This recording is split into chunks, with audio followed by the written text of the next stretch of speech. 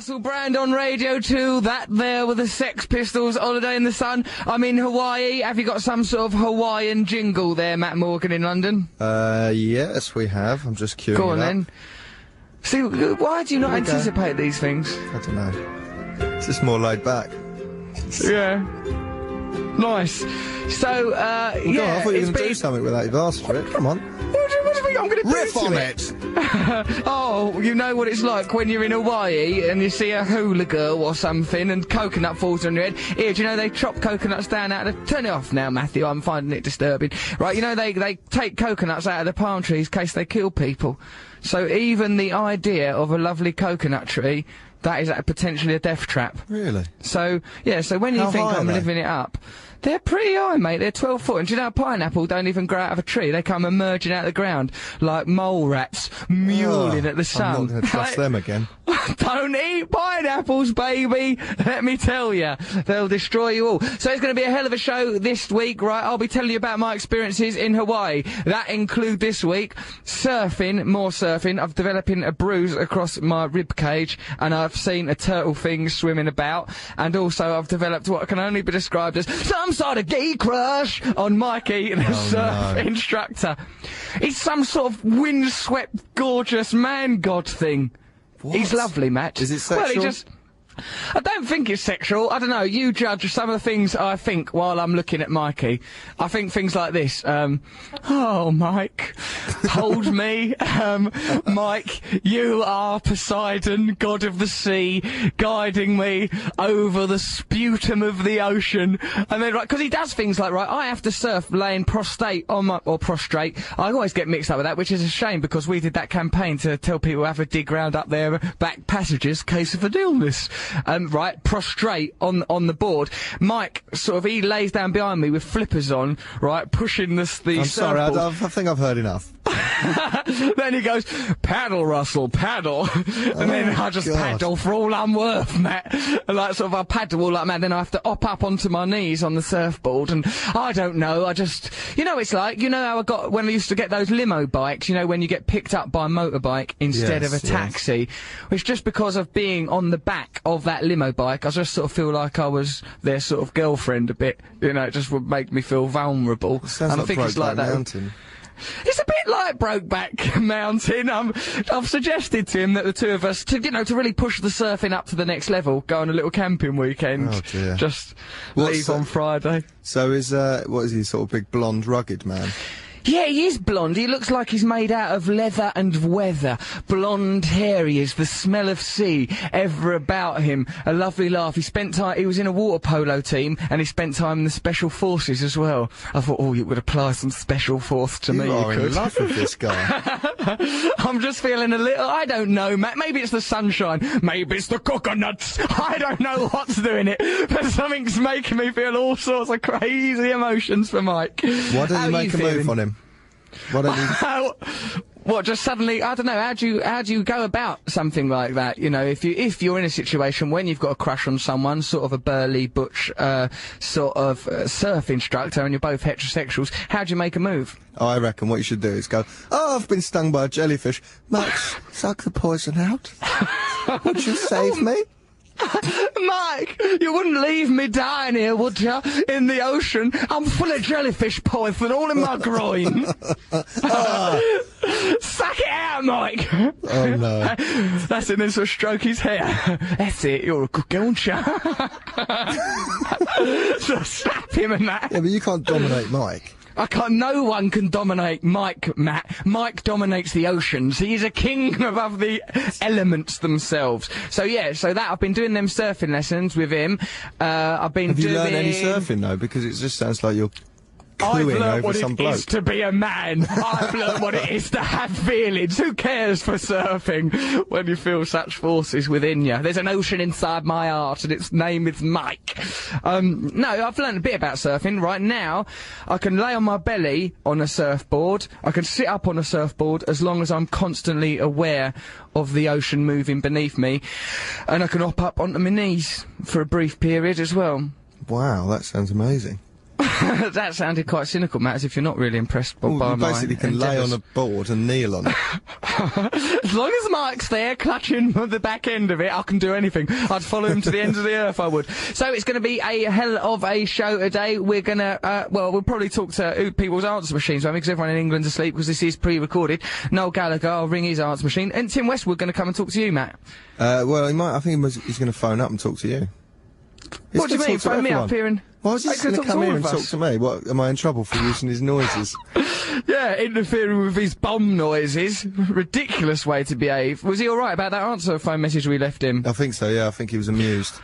On last week's show, we left a message for Tim Westwood, because we're doing our show from Tim Westwood's studio. We interfered with all of his buttons. Any of you that are listeners to Tim Westwood's show will know that he's not a man who has his buttons tampered with lightly. He's a very private man. I once accidentally brushed against his inner thigh, and he very nearly bit my ear off. So we've got some lovely emails here. Do you remember, Matt, last week that we spoke briefly about Brian Harvey running himself over? Brian Harvey, formerly of E17, running himself over in his own car. This person here, Joshua Spencer, says, I looked up the incident because I was curious about it. I found it confusing. And amidst all the rumours of him, Brian Harvey, being drunk or drugged behind the wheel, it was eventually confirmed in a statement from Harvey that the reason that he had difficulty with the car is because he had eaten too many jacket potatoes and felt a bit sick.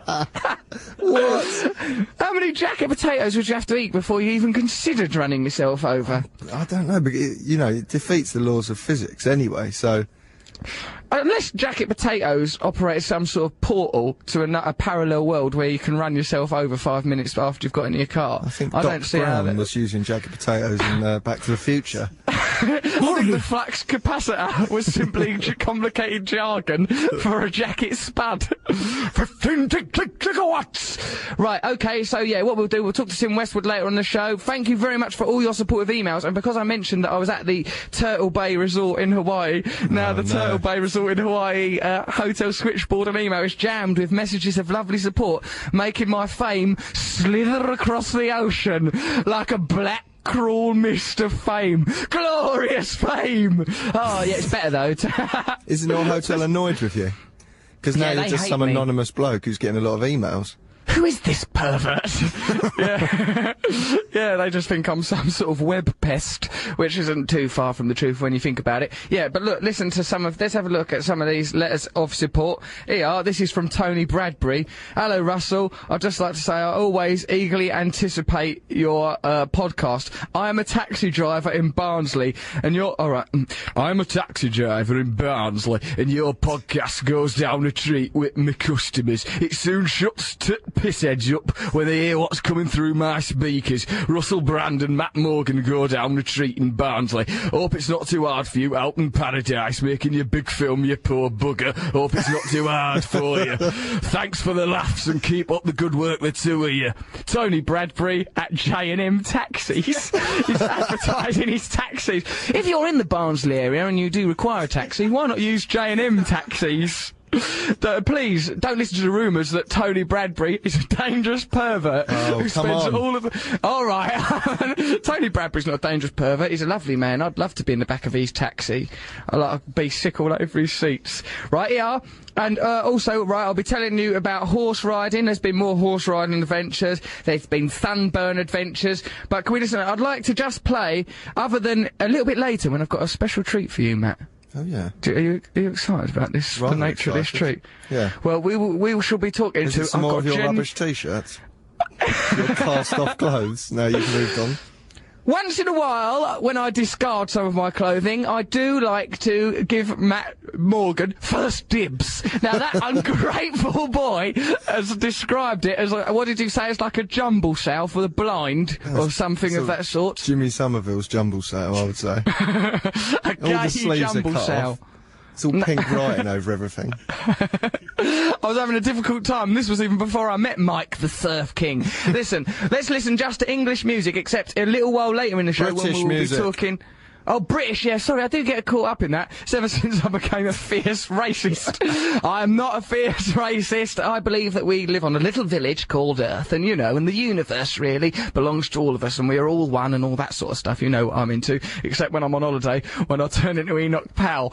Right, okay, so, yeah, we're going to be talking to a genuine American musician who is doing the soundtrack. Yeah, imagine that, I've captured him here. He does the soundtrack to this film that I'm in, what's called Forgetting Sarah Marshall. He's doing the soundtrack and he's teaching me how to sing. I will be talking to him about the process of teaching me how to sing and about music in general. I think we're all going to learn an awful lot. But other than him, we'll just have British music, right? So now, this isn't a Dead End Street by the Kinks because it makes me feel all fierce. That was the Kinks' Dead End Street. You're listening to Russell Brand on Radio 2. I'm here in Hawaii. Perhaps Matt Morgan there in London could now play a little Hawaiian sounding jingle. Or do you think there's any point? No, I think we're over that. Don't forget it. Yeah, we've done it. We've established the idea of Hawaii. What about the... there we are.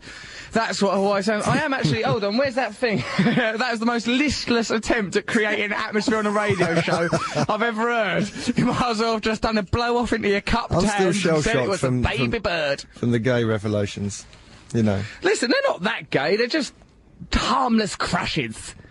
Yeah, I've got a flowery thing round my neck. You know how they have in Hawaii? Really? Yeah, I've got one of them on. There'll be photos up on the website. That is the equivalent of going to Spain and having one of them straw donkeys. I bet the locals hate you. When we arrived here at this Hawaiian radio station, they goes, "Oh, you've got those flower things around your neck." Well, that's offensive, and you're making light of it. On the website, you will be able to see photos of me wearing this flowery thing, should you so choose to look. Imagine that. Yeah, that's what the internet's for, ain't it? I love the way you give a little bit back. Russell, are you still dressed as Jesus? Yeah, I'm still dressing pretty much as Jesus. I mean, I'm dressing more in my conventional English attire for the radio show, actually, because it's a bit chilly in this Honolulu studio because of the air conditioning or something in my egg box studio thing. It's not actually egg boxes, it's foam, what reminds a man of Delbert Wilkins. I don't know if you remember the Lenny Henry vehicle from the mid-80s. It's a little bit like that. So, yeah, I'm dressed more in typical English attire now, but most of the time I am dressed in what I might describe as messianic. You know. What do you think Christoph died of? I don't know what it was that Mark Fowler had, but they had a similar look in their eye. Pretty sure that it was some sort of fish plague, some punishment from a vengeful fish god. Well, you know, I can only say Christoph brought this on. No, Christoph, oh no! Why did he have to go? I don't know. Take me! Take me! He had so much to give. It was because he was put in bad water, like that lady told us. He was. What, that was the what lady? it was. He had a urine infection. Really? A fish? How can a fish even have a urine infection? Matthew, are you aware of these fish that will swim up your pee hole if you wee into the Amazon? I've heard of them. Yeah, well, wake up, mate. Have they got them there? They're air. Like there's no tomorrow, let me tell you. Mikey, a fish has gone up there, mate. Oh, Mike! Mike, me urethra's alive with fish! Clamp your jaws round it. Get him, Mike! Mike, you're not gonna let him boss me about like this, are you? You've made a fool of me, Mike. Take me to the beach. I shan't swim. Put me on your back. Oh, dear. Dear, oh dear, yeah. Actually, that's, if I do ever want to take the relationship up a level, that's obviously the perfect tool. Yeah, so we're down to number 3 now. So now in the podcast charts, please, loyal fans and listeners of this radio show, we know you number in your dozens. Will you please download the podcast? Because not only are we behind The Apprentice, it's kind of like The Apprentice, sort of, a little bit. It's Apprentice, you know. It's a sort of an Apprentice. The Apprentice, I happen to know for a fact, supports killing people in third world countries. That is the central message of it. And what's number 2 in the podcast chart? I can't remember. Scott Mills. But they're video podcasts. That's why they're both video podcasts. Oh, so we can only be beaten by this. So video did kill the radio star. Curses! What a perspicacious record it was. Right, Matthew, let's go video. Are you Scooby-Doo? Listen, why don't we... all we have to do is we'll get someone to film me over here in Hawaii and put it on the bleeding interweb. Yeah, well, that would be quite easy, wouldn't it? We'll be soaring up the charts in no time. Can you do sort of you and Mikey, some sort of, you know, like film one of your surf lessons? I'll film a surf lesson. I want to see the on-screen chemistry. The on-screen chemistry is pretty sizzling, let me tell you. Sometimes we ride the waves without so much as a board. So stiff are we down our trunky wonkies. Oh, it's a horrible image. I apologise for that to Jesus, to all the prophets, really. Okay, so, yeah. I want to be #1 in that podcast chart. We took it for granted, Matt. We were #1 for about 10 weeks, and we said that when we were #1, we would get an ice cream van and tour the country, bringing benevolence and glory and goodness wherever we went, and we did F all about it out of sheer sloth. Sloth, that's one of the deadly sins, you realise? yeah, but, Ain't it? you know... Why didn't we do anything? Well, yeah, I don't know. Maybe we still can. We can get back to #1. You do a video of you and Mikey in love. Right, okay. Don't tell him what you're doing. Just say, oh, we're filming this. It's all above board. Mike, how shall I approach this then? I'll just go up to Mike and say, all right, mate, yeah, I was just thinking of filming this swimming lesson a little bit. Would you mind lowering your trunks just for a moment? That's it. Oh, crikey. Hey, do a Mooney. Do a Mooney. We're all lads together. Oh, hey. Look at that Mooney. Oh, what a Mooney. Oh, we're such lads, aren't we? Doing our Moonies. Yeah, what'd be even more laddish would be if I was to slap you right on your moon. Oh, right, I thought you were going to say something much worse. It's good that you've Send got a rocket to the Mooney! It's a rocket visiting the moon! I'm Buzz Aldrin! I'm always second to come! Oh, no! Sorry! I'm sorry to Buddha! So you should be. I am, I apologise. Nuke the island! Don't say that, because we have Pearl Harbor here. Oh, not Pearl Harbor. That weren't as bad as Pearl Harbor. Yeah. Pearl Harbor. That was just what happened to some bumpkins.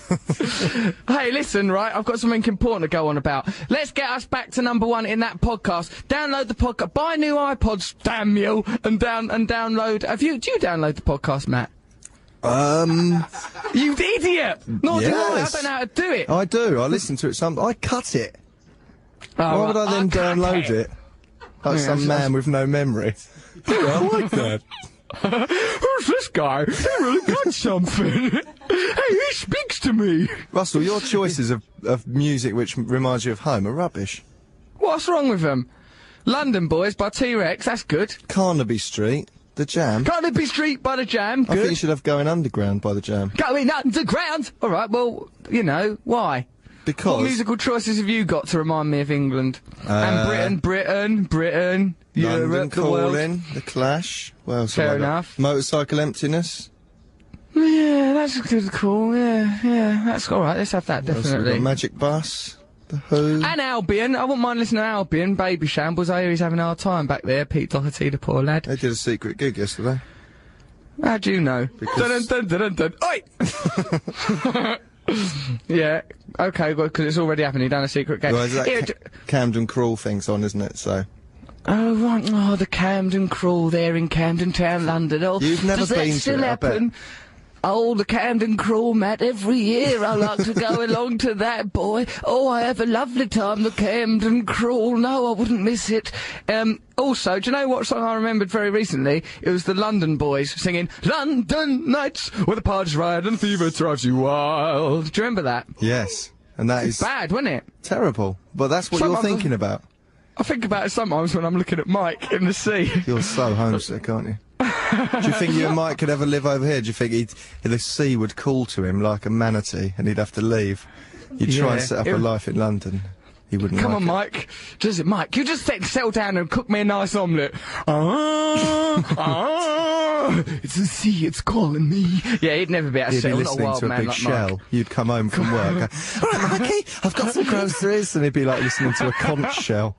Russell, I gotta go. cuddling up to a tortoise, trying to put it in a fish tank. It'd never settle. A man like Mike needs to be at one with the ocean, listeners. Never forget that. You can't make a whore a housewife. I believe it was NWA or perhaps Tupac that said. Who said that? You can't make... Snoop Dogg said it. Right. Okay, listen, why don't we listen to another one of my musical choices? I suggest, what do you suggest, Matthew? T-Rex. Come put T-Rex London Boys on. Yeah?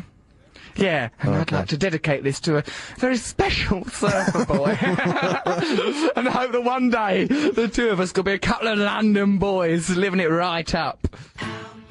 Oh yeah, we are the London boys. You're quite right to say that, T-Rex. You truly are London boys. You're listening to Russell Brand on Radio 2. Thank you very much for your emails over the past week. They've brought great comfort to me in my moments of solace and sometimes in moments of dark onanism. The very thought of people sending emails, sending wild sexual passion. Yeah, let's read just some of those lovely emails. This is from Kyla in Seattle, US of States. Hope things are going well for you in Hawaii. Just wanted you to know it doesn't matter in the world you are, you still have fans who love you. Oh, God bless you. Also, since you're in America, you can start your own new revolution without Matt and see how he likes being left out. Anyhow, keep up all the great work. Love the podcasts, even though I let them slip to number 3 out of sheer negligence. They bring so much laughter to my week. Thanks and best wishes. Thank you very much, Kyla, you lovely American lady. So, what was the important thing there? Oh, yeah, I can start a revolution over here. Without me. Not without you, Matthew. Christ, we'd need you for the Ministry of Defence or the Ministry of Curmudgeonliness or something. There's no way we could do a proper revolution without you. No. Here, there's another email here from Lizzie. Hey, Russell, hope you're having fun in Hawaii and Casper is being more cooperative. Casper is not, of course, the friendly ghost. Although, if someone has returned from death, I don't think it matters how garrulous they are. If someone goes, oh, I've recently died, would you care for a cup of tea? I wouldn't think, oh, what a friendly ghost. I'd think, bloody hell, everything I understood about being is untrue. Do we know the backstory of Casper the Ghost? Did they ever say, oh, he was a boy called Casper? Hold on, Marsha, who is, as you know, my dear assistant and in my employ, is nodding her head. What is Casper the Friendly Ghost, Marsha? Master? Oh, there's been a change. Master, Freudian. Am I allowed to ask you, Master? If I get up on bended knee, will you answer my request about Casper? Yeah, listen, there's no doubt who's in control in my relationship with Marsha, my dear assistant, because earlier when we had to set the clock to time this radio broadcast, Matt said, you heard her scuttling about in this Hawaiian studio like a little church mouse going, oh, my ears and whiskers, oh, how do I set the buttons? She was just being asked to time the show and she floundered for a long time. Did she flounder? I've never done this before. I don't know what to do. What do I hold? What do I press? How do I press the button? How does time work, Mrs. Grubbags? What if time goes backwards? How do we know there is such a thing as time? If it bends out there in the universe, as Einstein said, what if this clock breaks? You stupid cow. Now, how did Casper die, Marsha? I was never a Casper fan, so I have no idea. You don't know how he died? Why did you nodding? get involved? She nodded her head and said she knew the backstory. If you know the backstory to the death of Casper the Friendly Ghost and why he's so friendly in spite of the fact that he died when he was apparently still quite young from his behaviour, then please let us know. russell.brand@bbc.co.uk. In fact, send us any messages of well-being. I can also be reached at the Turtle Bay Hotel, Hawaii. Just send me what you like. I like feeling popular. Send Marmite there. Send me Marmite and baked beans.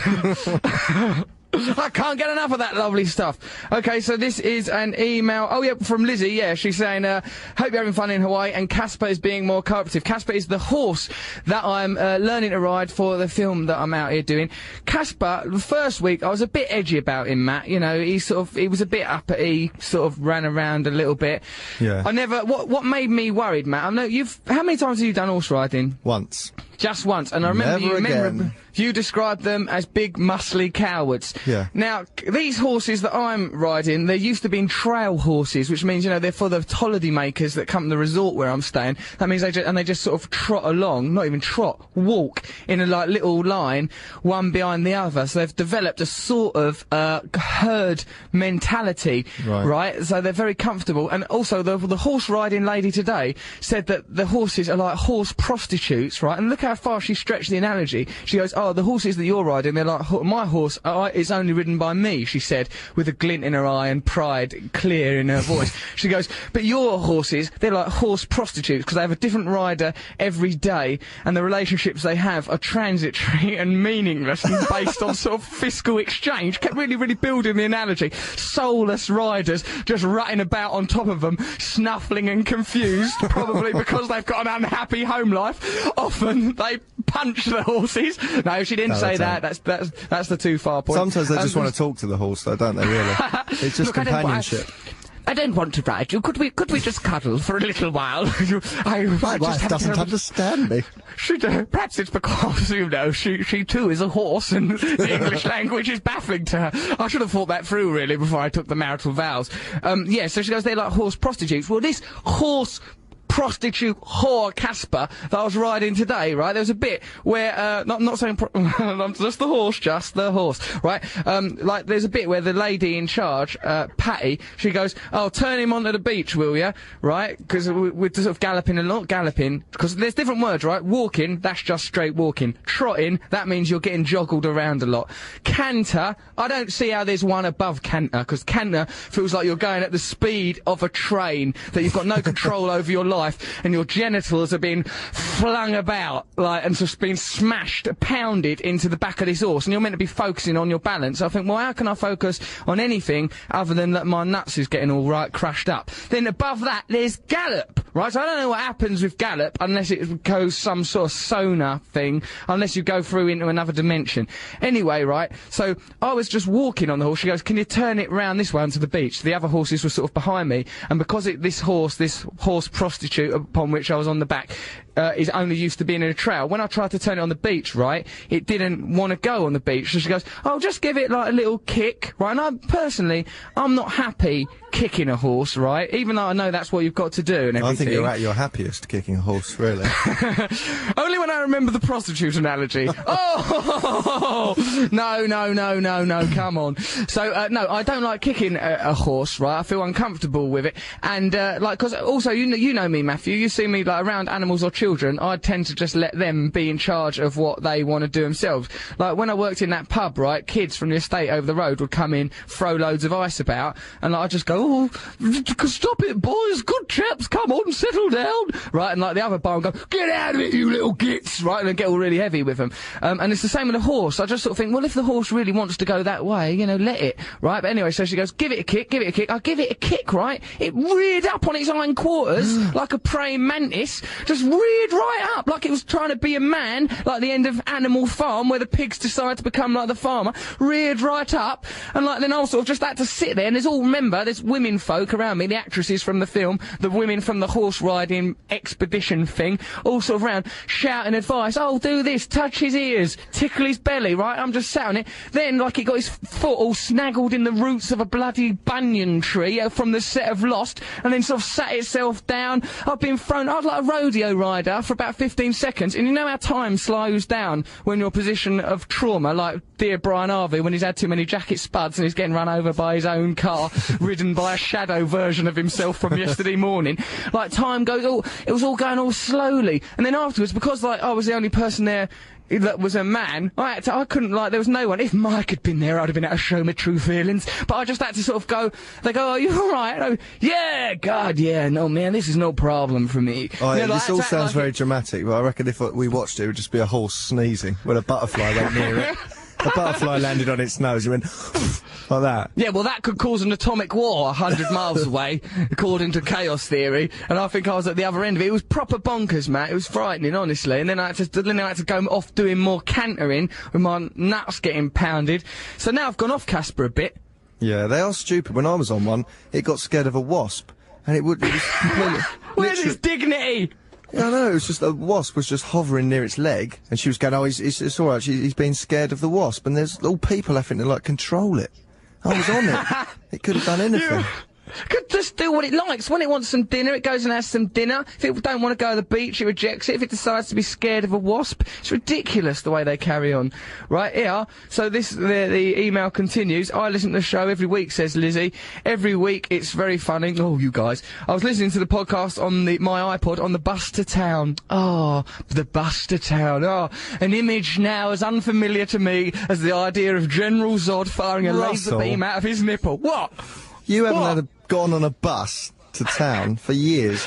You've changed what you think at home is. Oh, the bus to town. Every day I'd get the bus into my telly show. There I was, sat there with my shopping. What a lie.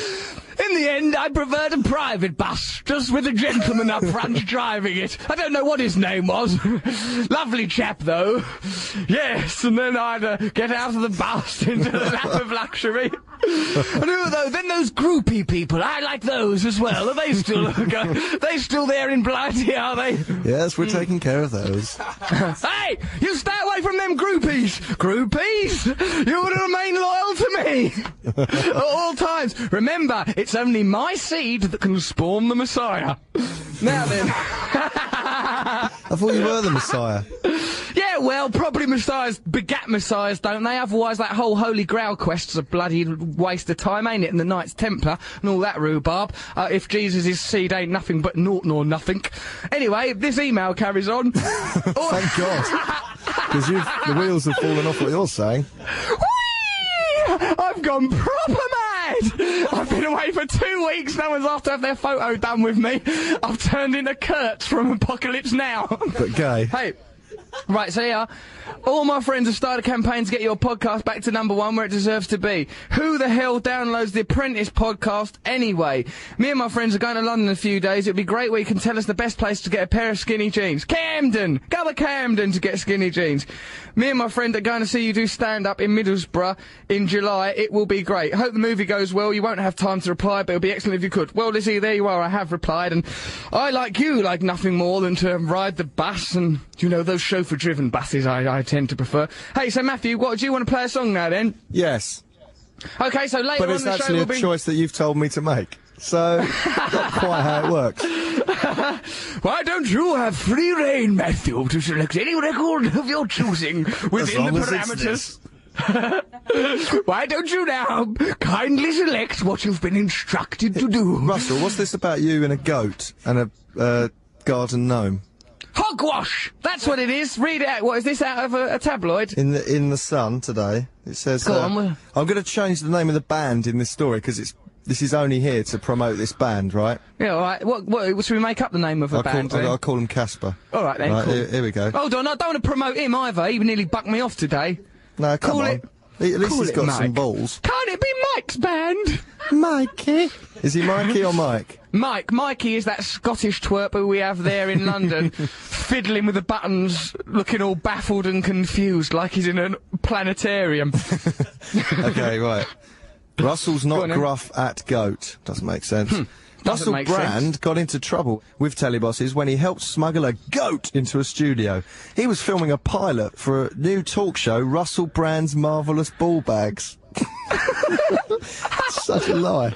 His guests, rock band Mike, stopped at a field on the way, stole a goat, sneaked it into his dressing room, where it ate his clothes and pooed in his shoes. Instead of being angry, Brand, 31, thought it was hilarious and persuaded furious telebosses to let the animal stay. Mike, the band, had previously enraged Brand by stealing his garden gnome, but were invited on the show as part of a truce. You're not even in the country. I'm not even in the country. There is no goats here. There's just cocoa nuts and palm trees and the like. This story is set in England. This is set in England. It's filthy propaganda to promote the band Mike. Yeah. And who wouldn't promote him with those pectoral muscles, with that glistening abdomen, with that wistful look forever playing about his eyes? Who wouldn't wish him a #1 hit? He'll find out that you're saying all this. Nonsense! How could he ever? Unless he were to listen to the podcast, which will get it higher in the charts. So, you know, and then perhaps with a #1 podcast, perhaps Mike could learn to love me. Could you ever love me, Mike? Take him out for cocktails. I'll take him for cocktails, baby. You know, now a list of cocktail names which have sexual connotations. Dun dun dun, slow, comfortable screw, da da da, slippery nipple, etc., etc. That's what you'd get on another radio show. Not this one. This is the Russell Brand Show on BBC Radio 2. You can send us an email at russell.brand@bbc.co.uk. Later on, we'll be talking to Peter Sellette, who is doing the music on this film, what I'm doing now, and teaching me proper singing and that, because I have to sing because I'm playing a rock star in this film. Now, why don't we talk... Matthew, if you could listen to any record now, what the hell would it be? It would be Motorcycle Emptiness by Manic Street Preachers. I like it a lot. I do like it. In fact, I told you about this song.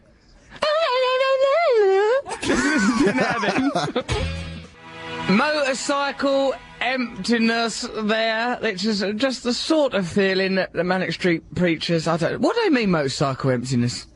I don't know, but I imagine it's something... It's probably explained somewhere in the lyrics. What, something to do with futility of living? I don't know, maybe it's that thing of that, that book about motorcycles Zen and the Zen. Art of... Yeah, Zen and the Art of Motorcycle Maintenance. I'll tell you what we do know about now, though. Casper. Yeah? I know how he died. What, Casper the Friendly Ghost? That's him! How did that guy die? I've always been wondering. He died of pneumonia. Which is hilarious. That's terrible. Who wants that at the beginning of... Why is he so friendly for? Why ain't he all bitter and racked with angst? Well, there's some weird stuff here. It says, like, there's a hell in Casper's world, so there must be a heaven, but he's not in heaven. He's just floating around having adventures. So he's clearly... So he's bad, then? Well, you know, he wasn't bad enough for hell, but he wasn't good enough for heaven. Not good enough. Hey, that should be the title of our first album. If we ever make one, why wouldn't we, though? Well, we're going to hear some singing from you later, aren't we? I don't think we'll hear singing from me, because I don't have to do no singing. Peter Sellette is here. He's scoring the soundtrack to this film. I think scoring the soundtrack's probably the wrong sort of nomenclature. To this film I'm doing, Forgetting Sarah Marshall. We've done other soundtracks and all. He's a musician and that over here in Merrickey. So we'll talk to him. We can talk to him about his own career. But as you obviously are well aware, I'll be constantly trying to turn the conversation round to me. So, what have we got to talk about here? Oh yeah, here's some emails. Dear Russell and Matt, you guys totally rule. You're famous in Canada. Well, 2 people know you. Does that count? I love the accents you guys put on every 3 seconds in the show. These are our accents. This is from Zan Rathor. I listened to your podcast. Zan Rathor? That sounds brilliant. He's some sort of evil villain. Zan! You will do my bidding, or I will just crush you. Well, Zan Rathor says, look, he's going to start an army of, Brandonites. That's wow, alright. That's good. With that name and Brandonites. Yeah. He's the sort of person who might one day block out the sun. Zan Rathor could block out the sun if it took his fancy ever. Crikey, God knows. Zan, thank you for your support there in Canada, because I'm going to the Montreal Comedy Festival, and if I'm not mistaken, Montreal's in Canada, so the support of Zan Rathor will be very welcome. Dear Russell, says Catherine in Oxford, after hearing you grumble that your fame in England has no currency in Hawaii, I thought I'd inform you that you're still in British magazines, she exclaims. I see a photo of you in Heat magazine last week, looking very happy about something at LAX airport. You had the biggest picture on the spotted page. So, the spotted page, the most lowly of all the pages in Heat magazine. What about that time you were spotted, you were in that... That's just a list, isn't it? When you... What was that about, Russell? Could you just remind us? I don't really rightly remember, Matthew, what that was about that time. The huge fart that you did at Heathrow Airport and it got spotted and put in a magazine.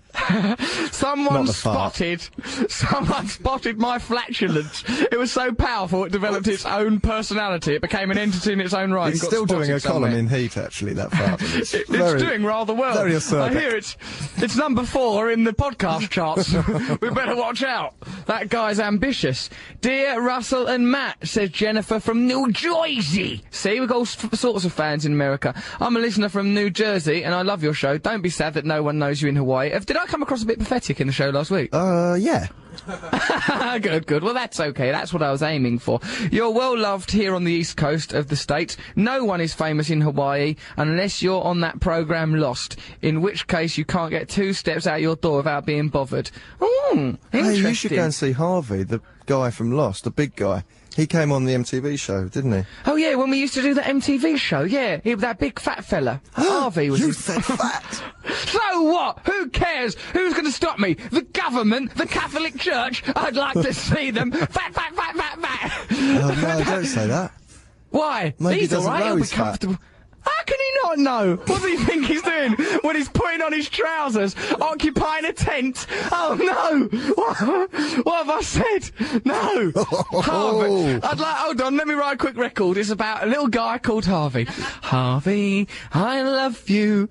There's nothing wrong with your weight. Harvey, I love you. I want you to be my mate. Oh Harvey, you're the best thing that ever is on Lost. Oh Harvey, I'd like to, I don't know, make you come. Toss you off. No. Toss you off. Perfect. That's fine. That does as a lovely rhyme there. Now, if that doesn't soothe Harvey's troubled ego, I don't know what will. Here, I bumped into the wife of a cast member from Lost today, the Scottish one from Lost. Who's the Scottish one? And that's rubbish. You don't know his name, and it was only his wife. Well, yeah. Well, this ain't dropping a name. I'm dropping a reference. Yes, I said dropping. So what? You've invented so some I'm not wonderful perfect. new words, haven't you? Is this yours Yeah. and Mikey's love language over there? I'm going to drop you. Mikey, if I drop you, will you take me to Pearl Harbor? Please, Mikey. Oh, how they glisten. Yeah, so, I am inventing a language. Well, pearls do glisten, don't they? Oh, What else yes, would a of pearl course. do? Come on. This is from Rebecca. I'm a fan of you. Governor! Crikey, strike a light, apples and pears. I've got a letter here from someone called Rebecca. I'm a big fan of yours living in the United States. I'm a college freshman here. What is a freshman when it's at home? Someone who's just gone there. We'll find out later from Peter Sellette when he comes on here what a freshman is. He's an American. And I don't have much money, says Rebecca, but I would love to come to England and see your live gigs. I've been listening to your podcast, and every time I do, it makes me want to be there. I don't have a job. Oh, dear. She's a student. All right, because my college won't let me work in my chosen field during school. What, do you want to be, a farmer? If you suggest some ways that I could make enough money for a plane ticket, I would be eternally grateful. As conversation yeah. I can offer you. Well, just come over. We'll pay for you, girl. I'll pay for a night out on the town at my favourite bars in New York City. Dearest love, Rebecca, and her phone number. Hello there. What? What about that? Yeah, but everyone sends their phone number and emails. It's not come on, is it? No, I It should thought it just was be she'd that's- written from Rebecca and her phone number. Like her phone number was a little person that went through life with her. Yeah, but, like, I suppose in a way, your phone number, you break it up in a certain way, don't you? You know, it becomes sort of a friend to you, in a way. I mean, say you say your phone number to someone, and you do the rhythm, it's 383, diddly-I-chai, diddly-I-chai-chai, Yeah. and then they say it in a different way. I feel a great deal of a wolf towards Yeah, that that's person. true, actually. Yeah, why can't they simply say it back in the same way? Right, so this is Russell Brand. If you want to email us, you can at russell.brand@bbc.co.uk. I'll be talking to Peter Sellette a little bit later. He's scored this soundtrack of the theme tune for this programme that we're doing here. And tell us about anything at all, really. Just, you know, just go on about your own lives and feelings. Matt, why aren't we doing Cry for Help, helping people there? Because I it's think too early in the morning. I think that's gone the way of our little fishy friend. What? We don't like that item no Yeah, more. sort of, you know, it's an organic We've gone beyond process. Yeah. Yeah, but it gives us a chance to talk to listeners. I thought you were going to read out emails of people saying don't be homesick. But they're all All right. American people. I thought you wanted British people going, oh, Weetabix and things. Hold on, here's one. But we've got to have the Dear news Russ. soon. All right, we'll have some news. What do you want? You know, we're living in the world. Look out your window. What's going on? So, here's one. Dear Russ and Matt, don't be homesick. I'm just in England having some Weetabix now. Made up. Or, no, it's not. Or you could have Oatabix. Now, me personally, Russell Brand, I'm against Oatabix because Weetabix, that's a word that we've had since childhood. And do you remember them adverts when the Weetabix were portrayed as little skinheads? Okay, I liked them. Now, what's these Oatabix? They're What do they want from they're us? actually very nice. And also, they're not, it's wheat Abix, oat Yeah. E-Bix with an I. Okay? Oaty-Bix. So step back from the mic. Step back from the mic, it's too cold. Right, let's have some listen. news. What now? You think that Oaty-Bix and Weetabix debate is news. It's not. Surely this is current affairs enough. Oaty-Bix or Weetabix? Conservative, It's up to- Labour, Jews, Muslims. Oaty-Bix, Weetabix more like.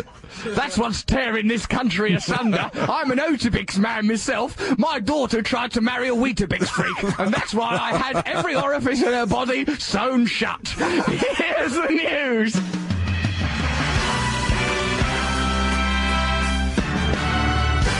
10 o'clock, this is Andrea Simmons. Detectives in Leeds. Well, right then, that were Albion by Baby Shambles. Before that, there was a little bit of news with Andrea Simmons, who I believe has very graciously forgiven us here on Radio 2. Listen to Russell Brand. Andrea Simmons has forgiven us, hasn't she, Matt? Yes, but I don't think we should talk about it too much.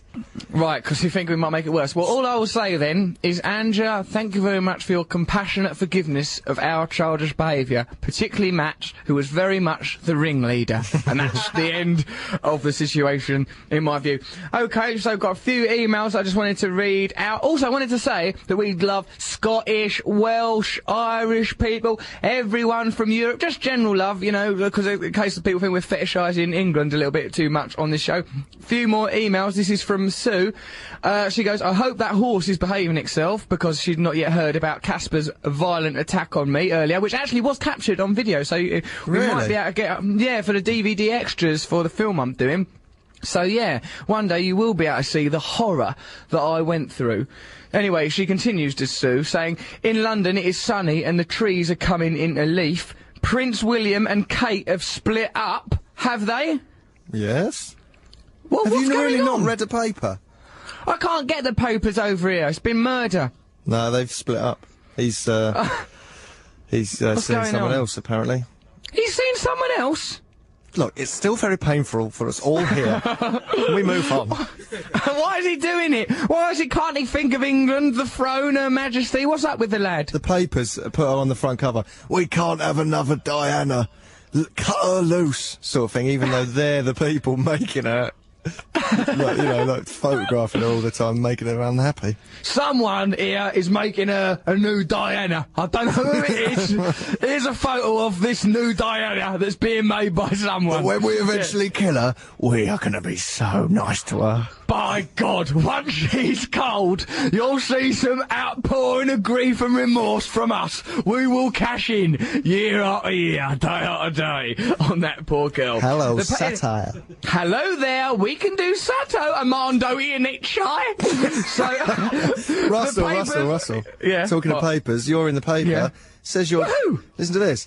Russell Brand's having a glum time filming the St. Trinian's remake in Hawaii. I'm not doing that in Hawaii. I know. St. Trinian's is set in England. Locals I've there already don't made recognise him. The messy-haired comic, 31, moaned, I don't much care for this not being famous lark. I walk into a restaurant, no one notices, they just think I'm scruffy. Then it goes, I've started dressing a bit like Jesus in sandals, a white vest and linen trousers.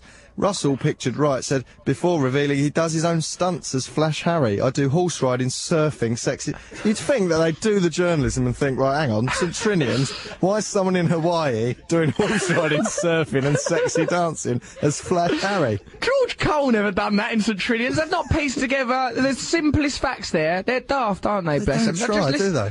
They've listened to this podcast, thank God someone is, and they can't put together the most simplest of facts. Yeah, why would I be horse riding and surfing and falling in love with a beefcake in my capacity as George Cole's heir apparent? It just doesn't make sense. It's ridiculous. Here, in this email, right, from Sue, who told me the tragic news about Prince William and Kate splitting up, it says the papers are saying it's because her mother is too middle class and uses words like toilet and pardon.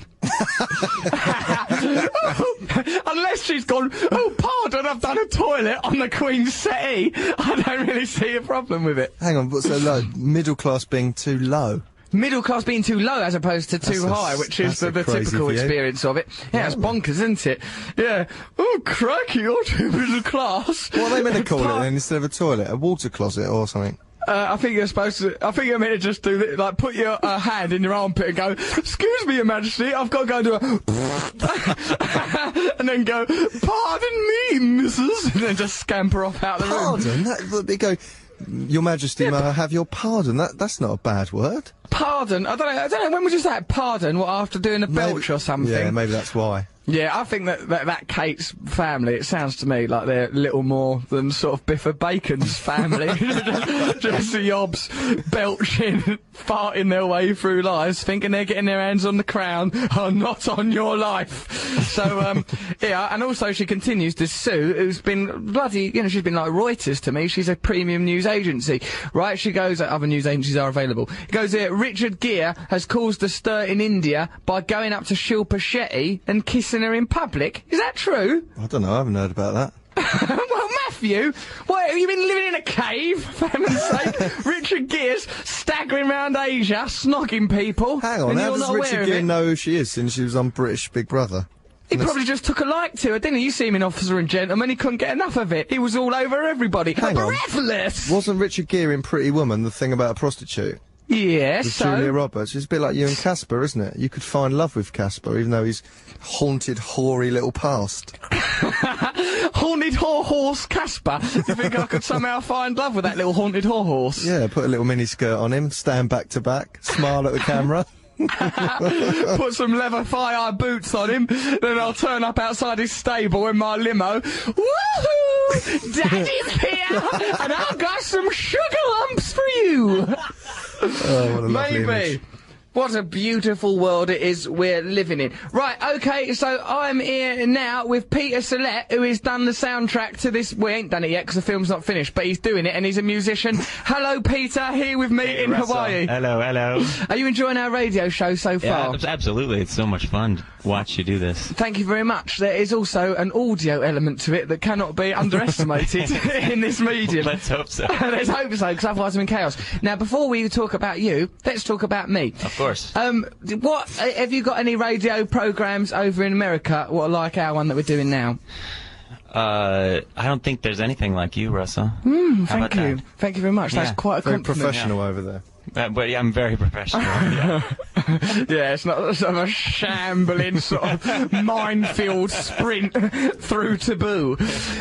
Okay, so Peter, you're scoring this film. Have you scored other films in the past? Yeah, I did a film called Down in the Valley, which came out last year. That's got Ed Norton in it. It's correct. That's He's a correct. damn fine actor, that man, He isn't he? is, yeah. And isn't he your mate and all? He is, absolutely. Is he We grew nice? up together. You grew up with him? Yeah. What's he like? He's great. He's he's been amazingly supportive, which has been really nice. And What do you mean, that he's carrying you through life? That Ed Norton? yeah. Nonsense! You're a brilliant musician!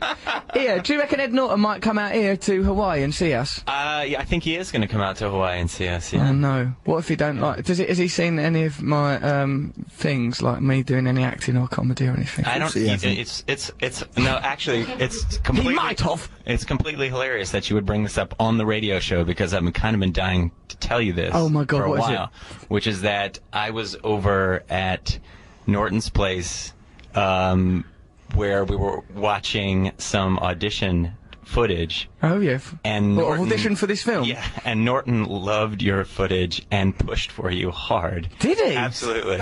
Ed Absolutely. Norton pushed for me hard. I Can you think I believe feel that? a new crush coming on! He'll be here soon, and I don't know if he surfs, but Wow. Yeah. Well, he said, well, as you know, I mean, I've seen him in Fight Club, I've seen him in History X, I don't care what he does in the ocean. He's more than man enough for me, Peter.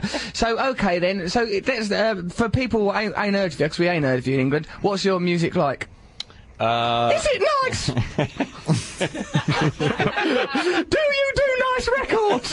I make nice records. You do? Yeah, I make nice records. I've heard some of your records, and I like them. It's sort of singer-songwriter music, bit sort of Nick Drake-y, bit Neil Young-y, sort of nice, sort of soulful, beautiful stuff. Now you Sounds better when you say it. It does, doesn't it? 'Cause Yeah. otherwise, if you say it, it sounds very arrogant. Although I can, without shame, go, I think I'm the white Richard Pryor. Look at that. I just said it. So, Peter, what's it been like teaching me how to do singing, which you have been doing for this film? 'Cause I sing a song in it. It's been fun. It's been a trip. I mean, what's been great is because I'm not usually in the position of teaching someone to do something. Right. It's been great to actually watch you improve at singing the song that we've been working on. So. Do you think that I could become a genuine pop star? Don't snort, Matthew! I've had enough with Casper snorting and bucking me around. I don't know how to put up with it from you. I mean, if Paris Hilton can be a genuine pop star, I don't see why you can't. Oh, that's That damning. is a sort of insult. That was a damnation. A plastic, meaningless, talentless pop star. He means I could be. Is that what you? I don't want to be one of those. I'd like to be a good one, but anyway, I'm rubbish at doing all that stuff. But sort of, I'll be all right doing this song in the film, won't I? Absolutely, you're gonna be awesome, man. Do you think I'm pretty sexy when think I'm I'm doing my pretty? singing? Do you think I'm pretty? Do you want to brush my hair? Can I brush your hair, then you brush mine, then we cuddle each other till we cry. I wish everyone out there could see Russell as he practiced singing, specifically when you did the first go-around. The first day I met you, we got you in the studio to try and sing this song. It's a different song than the one, tried. And he said, Peter, could you come into the studio with me? And everyone else was out in the control room. I said, do you want me to be in there with you? And he said, I think that would be nice. So I get in there with him. Never met him before. He starts to sing the song. The next thing I know, he's emoting heavily with his hands down his pants. Yeah. 2 feet away from me. Yeah. I don't know if the cupping of the balls was what it took to hit the high notes, but that was the way I was serenading you, Peter. It was a great meeting. I was adding an air of eroticism to the proceedings while doing that. Yeah, that was a nice way for us to meet each other, I think, Peter. Just the two of us in a studio, me cupping my own sweaty nuts, singing a very passionate ballad while looking in your eyes. And I also had to watch his lips to get the timing right for the song. Yeah, that one was a little more complicated. Now, I think we can say the title of this one, the one you're going to sing. It's called this song that's going to be in the soundtrack of this film, because I have to, like, in this film, right, I'm playing an English rock star, right? Not bloody George Cole. I'm not playing Minder, and also doing surfing and tennis and limbo dancing while being John Four in the Sweeney. I'm a bit like, it's like I've got to be a rock star and everything, and there's a bit where I have to serenade my girlfriend, and we sing this song, or I sing this song called Inside of You, which you can clearly hear. It's got double meaning there. Hello, it's a little bit cheeky. It's a good song, it is. It'll be, well, you'll have to wait to hear Russell, it. we do need to hear some singing, so why don't you do a scale or something? Excellent. There, Peter said it's excellent. That wasn't a proper scale. It's another hit, Pete. We've got another hit on our hands. Woohoo! It's Beatlemania all over again. Listen, why don't we listen to one of Peter's records now, and then we can talk more about me. Right, Peter, what is this record that we're going to listen to? This one's called Fly, Sparrow, Fly, and it was the opening title of Down in the Valley. Right, so this was off the soundtrack of this Ed Norton film, and I like that it's called Fly, Sparrow, Fly, because sparrow is a particularly English sort of a bird. Now, this is being played from the studio in Hawaii. All the rest of them songs come out of London. So this is even more exotic than you might imagine. It's a bit more mellow. So just have a little relax, and perhaps, like me when I sing, why don't you cup your own genitalia wherever you are in Europe and the world? Listen to Peter Sallett's song, Fly, Sparrow, Fly... Oh, damn you, God! Damn you! It was such a good intro! He's cupping his own balls as he's giving the intro. That's what distracted me. I was getting a little bit aroused, and I forgot about bloody old language. Damn you, Noam Chomsky, you know nothing of the truth. Noam Chomsky. Oh yeah, we talk about Chomsky, baby. This is England. Russell says his name sometimes. Right, he's a linguist, and he doesn't think the government's very nice. Right, now let's listen to Peter Sallett's record, Fly, Sparrow, Fly. Right, I said it proper. Go on then, Jesse. Peter Salette, Fly, Sparrow, Fly. That Russell, is dear Peter. What? That was beautiful and really good and lovely. And it reminded me of Lou Reed, and it was pretty and lovely. Yeah, could you hear me shouting over it? Yep. Oh, you're joking. It's a kind of duet between a man who can sing beautifully and a weird English man who goes, "That's 4 minutes, chaps!" 5 seconds, yeah? It's going great! I'll tell you what, we could launch Peter in the UK! We could be behind it! Here, Pete, give us a card out, because I've helped in the dub! I'm very sorry about that, Peter, but I think it was lovely, wasn't it? It reminded you of Lou Reed. Yeah, nice. Alright, so what? I made a mistake. I'm not perfect. You made two mistakes all over the beautiful music. The only mistake I've ever made is allowing you to be on this radio show. Where's Mr. Nibbs? What happened to that dear boy? Where is Mr. Nibbs? Is he alright? He is also a little dried up keyring of a man now. What's going on in that country? William and Kate are split up. Christoph's dead. We're number 3 in the pop charts. Come on, everybody, concentrate. I'm ruining Peter Sallette's career. 2 minutes left of my career.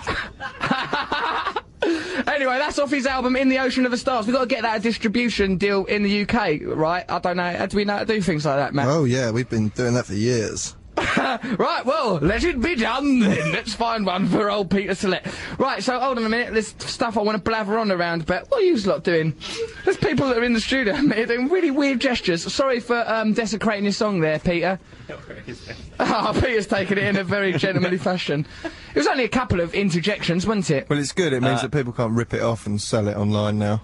That's true. It'll be the Russell Brand version. Yeah. Yeah. The song that we're doing on the soundtrack, it's sort of a slow sort of song, and do you think that I have that kind of soulful, melodic quality that you have to your voice, Peter? God, when I do my singing. Compliment fisherman. Well, when you have your hands down your pants, it certainly helps. It certainly lifts things, doesn't it? Right, hold on, we've got some more emails here. Dear Russell and Matt says, Charlie, aged 13. Oh, Charlie, you little lovable scamp. You're a little bastard of a boy. That don't matter, it's only a word, he'll be alright. My friends in my class have all heard of you and love you, but don't download your podcast. So can you help me to persuade them to download your podcast, because I can't do it myself? Oh, Charlie. Listen, Charlie, you can do whatever you want. You can achieve anything in life. All you got to do is believe in your little... Okay. Like we can... oh, really?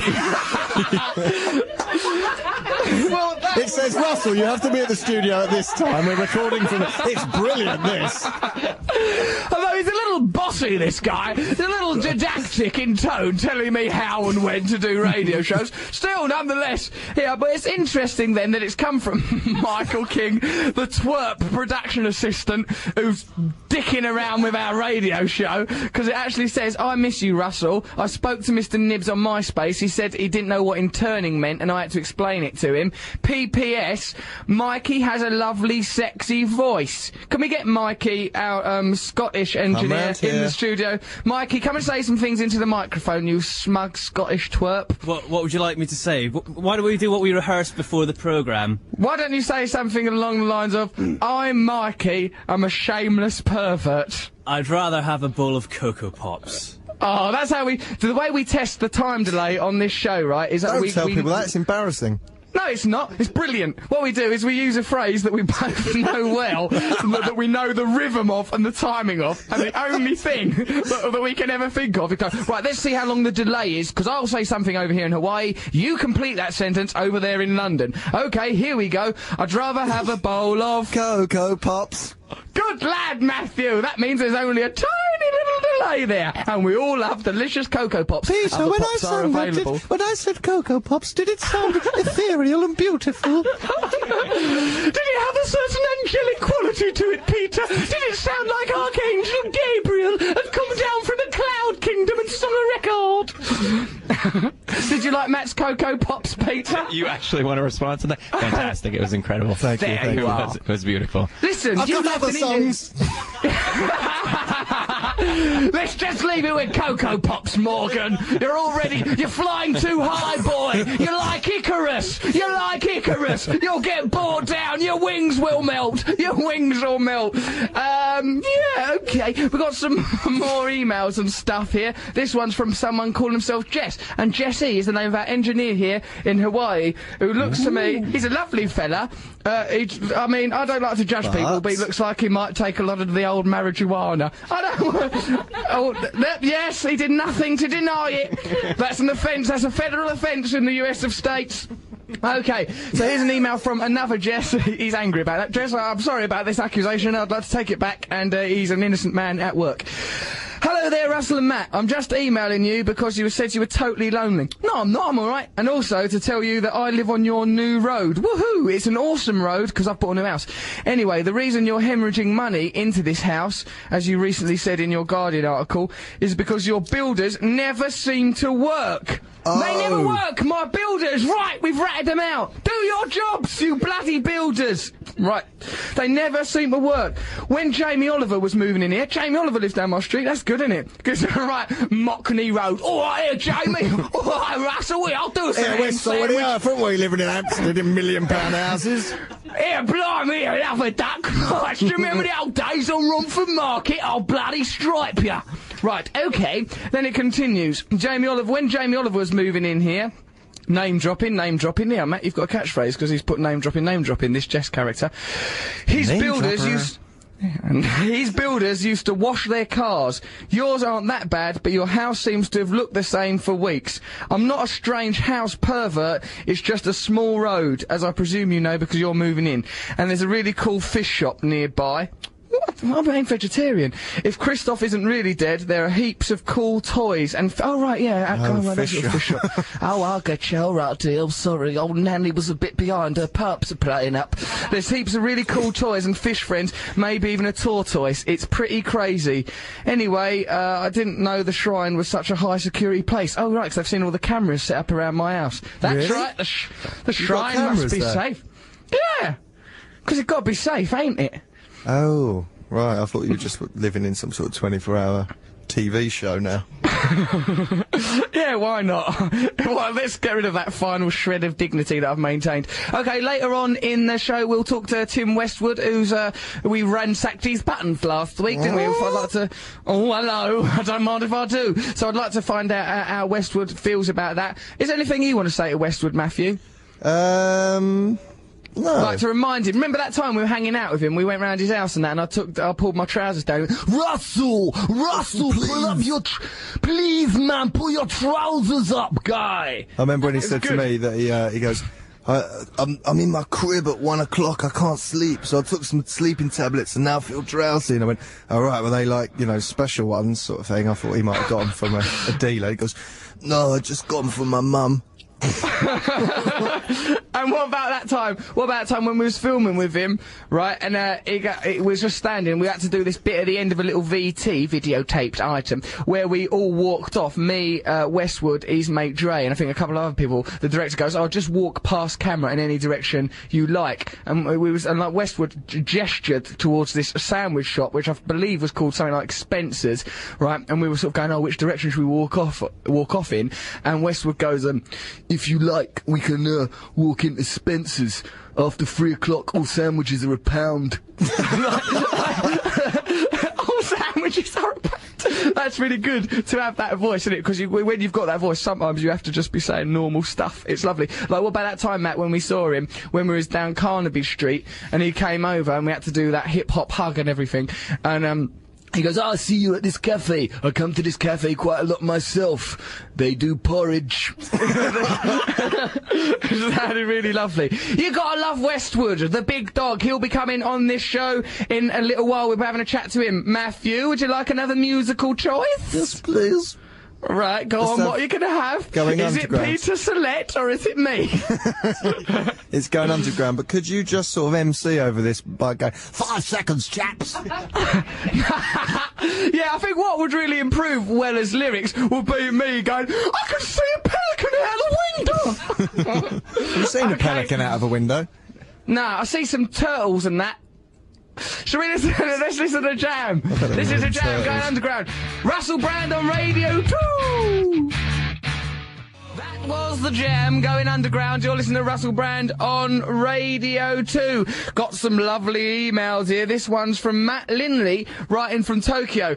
"I think that the reason," says dear Matt, "that your podcast is no longer #1 is because you have now got an international audience. I listen to it as I ride the Tokyo subway every morning. As I'm squashed among the faces, chests and buttocks of early morning commuters." Sounds disgusting, doesn't it? Let's go to Tokyo. Sounds pretty wild. Just get greased up and ride the subway all morning. "Mainly salarymen and office ladies, I often find myself grinning like an idiot. How does it feel to have your podcast called?" And quite nice. I like it, that. Oh, and also, it's nice to hear Weller just then. Weller and Gallagher and the Mod Fathers. Oh, how I miss those boys. How I miss sort of indie Gallagher and the Mod Fathers. Oh, how I miss those boys. How I miss sort of indie rock music and mods and whatnot. But who have we got now on the line, Matt Morgan? Why, it's none other than the big Tim dog himself. Westwood. Oh, it's Tim Westwood. Westwood, hello there. Yo, what's up, Russell? Nice to speak to you, my brother. It's good to speak to you and all. I'm in Hawaii, of course. Oh, no doubt, because you're big like that, and I respect that, man. I'm glad that you respect the fact that I'm big. I'm not famous in Hawaii, Tim. For real? Yeah, I don't like it. Oh, people ain't feeling you up there. Man, they ain't feeling me, Westwood. They ain't feeling me.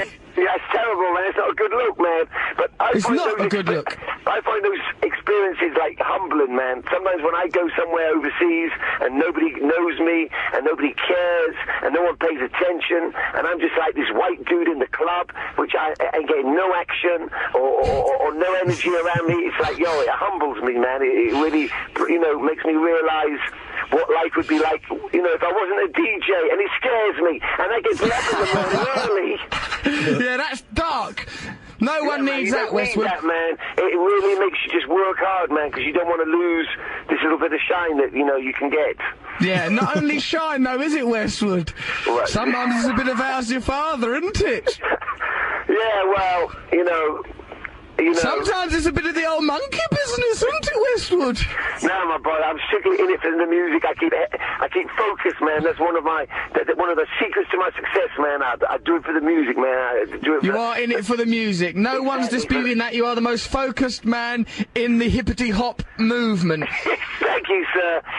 You know, it's easy to get sidetracked, man. It's easy to, like, you know, just to go out there and get confused. It's also easy, in my opinion, like, you know, to get a little gas, start feeling yourself, like, you know what I mean, get a little carried away with yourself. It is. Well grounded. I get properly carried away. Hey, Westwood, what do you make of Matt being in your studio and tinkering with your buttons and sending you that answer phone message? Yo, number one, I think he sent it to the wrong number because I never got it. Bloody hell, you bungling amateurs. It's like working with the Three Stooges and one of them ain't turned up. Exactly. So I really need to say, what message? And yeah. The other thing is, man, I'm really glad he's blasting off, right? Because in that studio, man, you can really blast off and do what you got to do on a Saturday night. Yeah. Yeah, no, good. I bet. It's Saucy devil. Set free from Russell. You see, the thing with that studio, it's got enough room for you to learn dance moves and dance steps and get up on your reggae game. Exactly. You can pull There up, it is. you can drop bombs, you know, bus shots, you know what I mean? You know, you can really get it going on up there. It's important. Yeah, I remember when I was on your radio show, Tim, and I had to learn them dance moves. I think they were like the Crazy Frog and the Dutty Wine, I believe they were called. The Willy and the one you Bounce. actually specialised in and really perfected and then performed on stage at the most ghetto spot of all was the Willy Bounce. Yeah, and you said I was a ghetto superstar as a result of that, Mr. Yeah, Westwood. ghetto celebrity, brother. Ghetto celebrity, when you walked yes. on there, they thought people thought I had booked you through your agent. they didn't understand why your name wasn't on the flyer. That is the quality of the moves I was dropping there. Exactly, man. You were a ghetto superstar, dog, and your Willy Bounce game was strong. My Willy Bounce game has always been perhaps the strongest part of my game, although I do sometimes cup it while recording. It is a problem, but the Willy Bounce was in effect, baby, and, you know, you got a lot of respect for that, man. Thank you very much. My Willy Bounce has often cost me respect, so it's about time it started earning me some. Westwood, have you got anything you want to promote? Oh, man. You know it's going down every Sunday at 9:30 p.m. as we premiere the new episodes of Pimp My Ride UK, the brand new series. Now, this Sunday, we pimp a white van, and we do it up something crazy.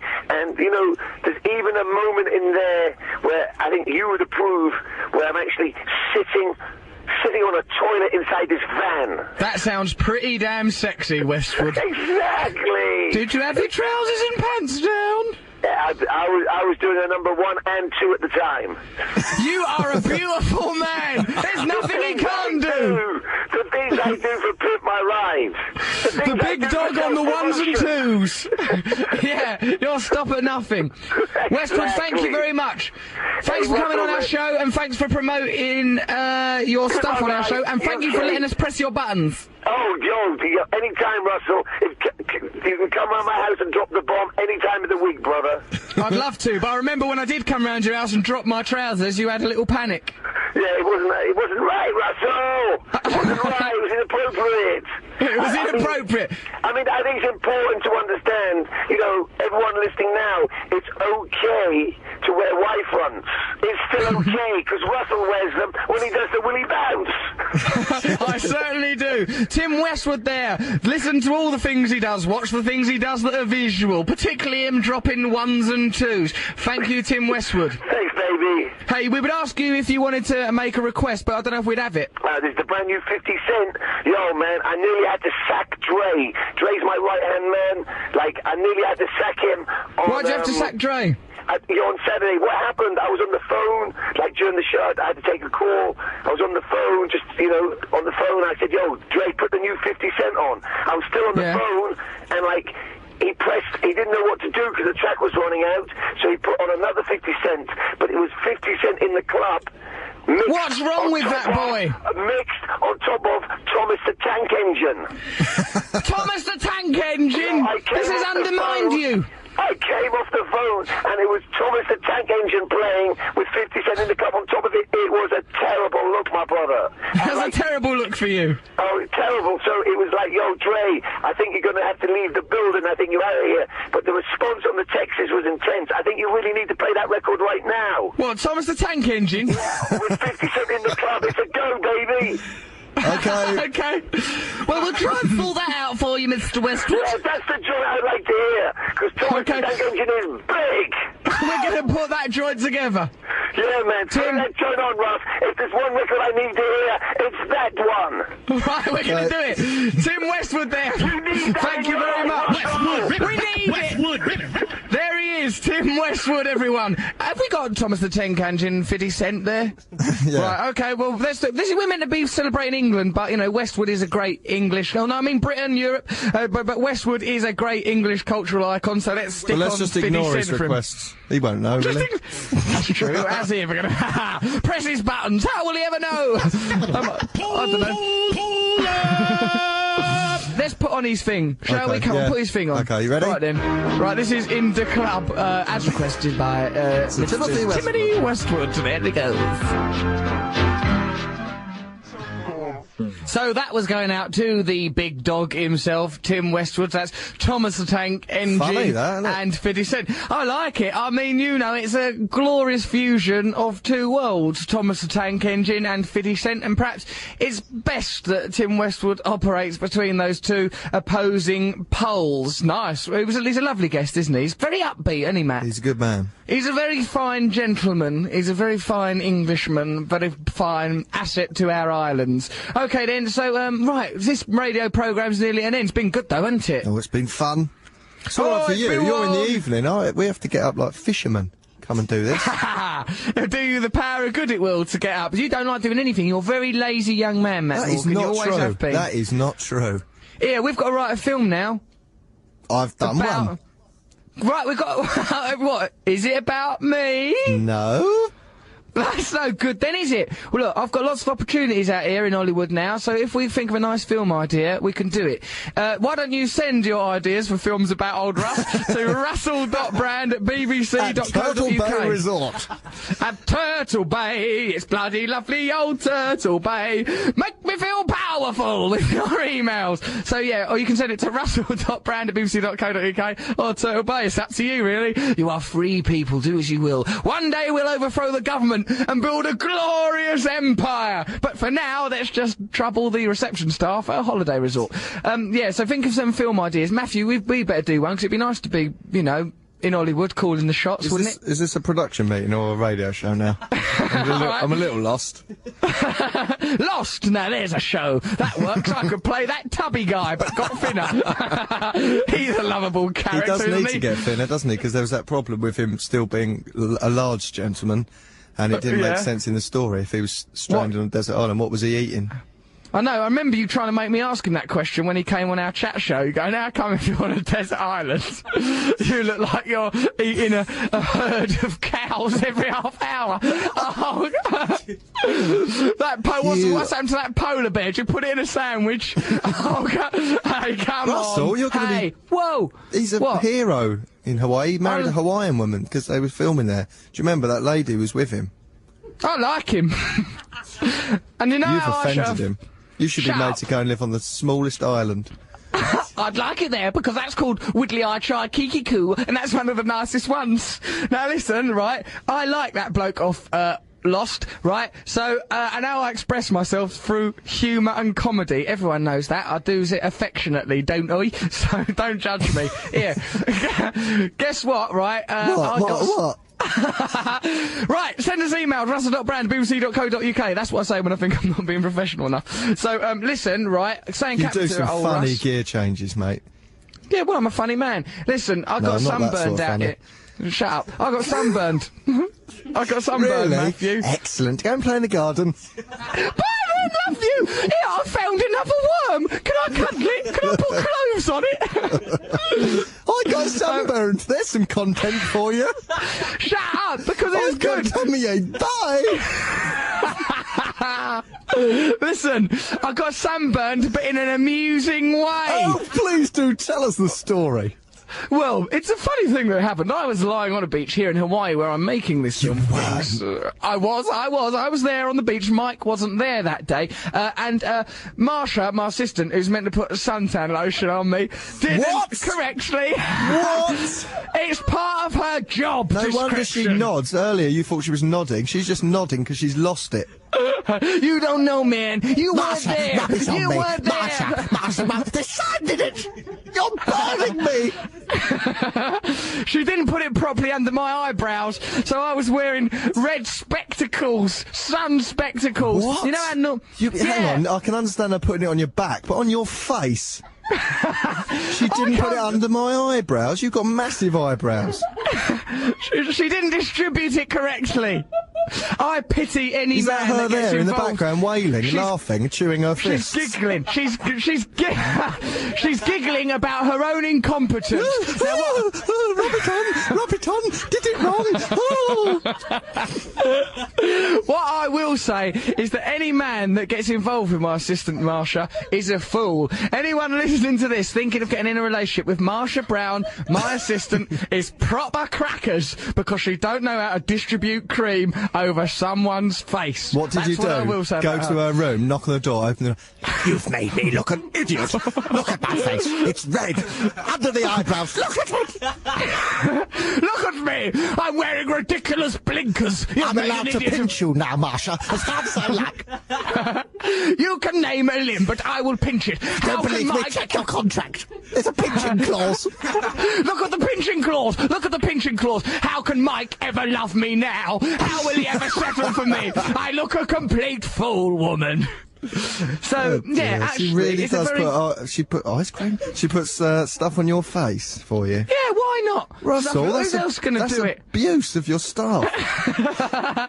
My stuff. There's something slithering out. Poke it back in with a pencil.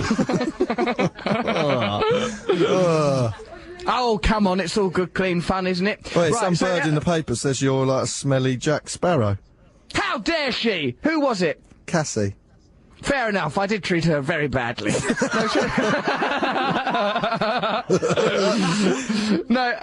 She's her out of Wags, isn't she? Yeah, Footballers yeah. Wags or something. She says. Well, fair enough though, because that she's like when something's in my stand-up, I talk about that story she sold to a newspaper, and I have a quite proper old dig at her. She was a nice girl actually. I went round her family's house. They were all alright really. It's only a bit of fun.